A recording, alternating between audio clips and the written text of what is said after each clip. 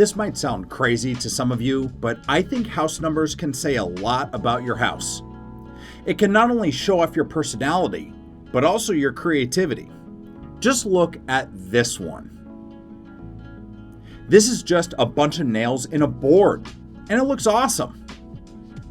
You can also go whimsical, or backlit, or modern, and colorful. I think something like this would be easy to replicate. Love the dark outline with the light brown background. Super sharp, and can mount to any kind of siding. And for those gardeners out there, you clearly are doing the most DIY stuff for house numbers. Very impressive. So much creativity out there, I love it. The sky is really the limit here. The world is your oyster. And like Burger King, you can have it your way. So let's see what you got. Show me those house numbers. And also, check in next episode as we look at building custom pipe lights.